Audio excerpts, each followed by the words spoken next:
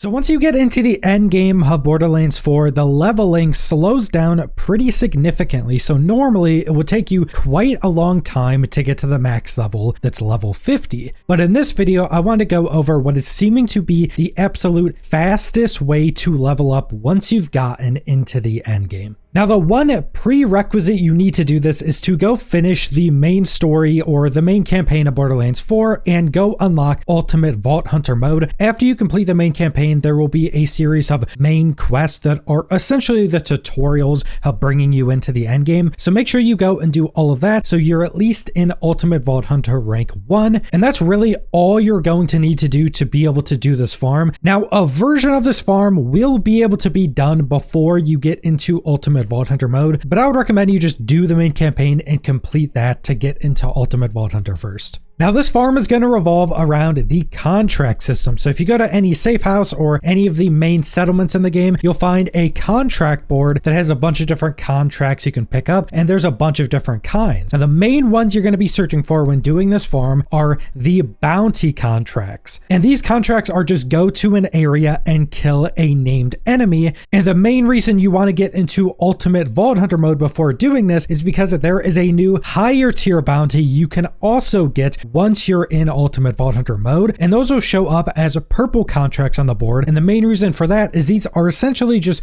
juiced up bounties. Instead of going and defeating a normal named enemy, these will be a vile named enemy, meaning they're those vile enemies that have an immune health bar where you usually have to break off crystals off of them to be able to damage them. If you have even a decent-ish build going into Ultimate Vault Hunter rank 1, these shouldn't be that big of an issue for you. But when you go and complete these vile bounties, they will give a lot more experience and they will give you a chance at legendary gear once you open up the reward. So they're just juiced up bounties in every way, in experience, in rewards, and in difficulty. Now, if you want to only pick up the vile bounties, you can do that, but vile bounties don't always show up on the boards. And even though they give better rewards of everything, I think it's also worth to pick up all of the normal bounties and make sure they're bounties. So the things you just have to go and defeat one named enemy. Don't pick up anything else on the board. Those are generally pretty slow. Now, the normal bounties will give less rewards. They'll give less experience, but it's still a lot of experience and pretty decent rewards for how quick you can actually do them using this method. Now, to do this farm in the most efficient manner, you're going to go pick up the contracts or bounties from any of the safe houses. And the main reason for this is because any of those contracts you pick up is going to be in a somewhat small range of that safe house. And the safe houses are in the open world, and you can usually just walk out of the door and you're in the open world and usually around enemies right away. If you go to any of the main settlements and pick up any of the contracts, it takes a bit to get out of those main settlements to actually go to those contracts. So you're just going to do this at any of the safe houses, and there's two safe houses that I really like going between because of how these bounties work. In Carcadia Burn, up at the left side of the map, there's the makeshift chalet. I go to that one. This one seems to be one of the most optimal if you get some of the closer bounties. The main issue with this safe house specifically is that a handful of the bounties can take you really far away because you have to take a really roundabout way to actually get there, because some of the bounties are up on these like big pillar ledges, so you don't just have a straight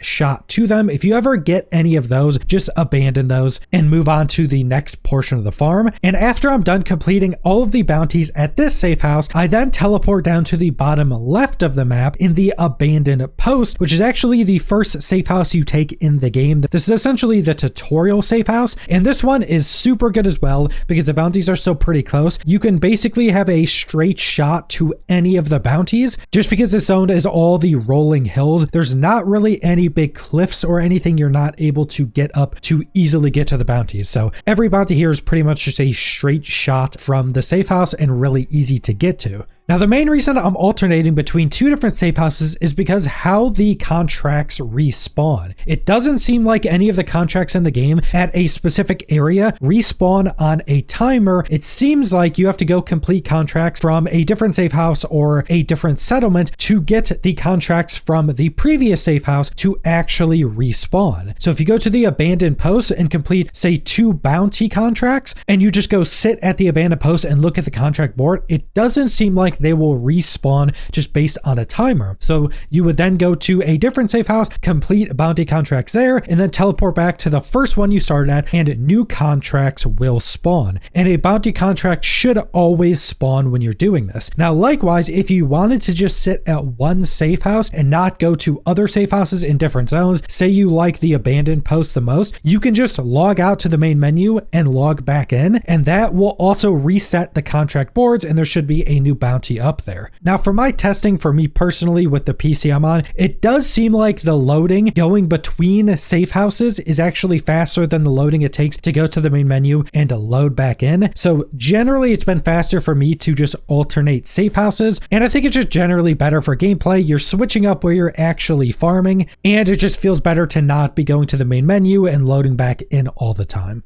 And if you're going to be using the method where you're alternating between two different safe houses, you're going to notice that the board starts to fill up. Usually the contract boards only have 3 contracts when you initially go there, but if you keep alternating between safe houses, what's going to happen is you'll start to fill up the board with contracts that aren't bounty contracts. And it seems like the boards can only have 5 contracts on them at a time. So at some point, the safe houses you're alternating between will start to have 4 contracts that aren't bounty contracts. So the contracts you don't want to pick up. That means that only 1 bounty contract can now spawn on the board at a time. Once you get to that point, log out to the main menu and log back in, because when you're alternating between these safe houses, if there's 2 contract spots open, it can actually spawn in 2 bounty contracts at the same time, which will just make it a bit more efficient. And also keep in mind that a vial bounty contract won't always spawn. They seem to be a bit random, but they're still pretty consistent spawning using this method. And you can even sometimes get 2 vial contracts at the same safe house at the same time. So that will also speed up the efficiency of this a little bit. So that's the entirety of what seems to be the best experience farm in Borderlands 4. You're just going to be going to these safe houses, picking up the bounty contracts, hoping most of them are vial contracts. You're going to go defeat those enemies, rinse and repeat. It's going to give you a ridiculous amount of loot. It's going to give you a ridiculous amount of experience. Also remember, as you're doing these vial contracts, the rewards that are getting set to Echo 4 can open up into a legendary item. I've actually gotten quite a bit of a legendary loot drops just from doing this farm, just from these vial bounties. So they're not only the best farm right now for experience, but they're also really good for trying to get some legendary loot as well. But that's all I want to go over. So thanks for watching.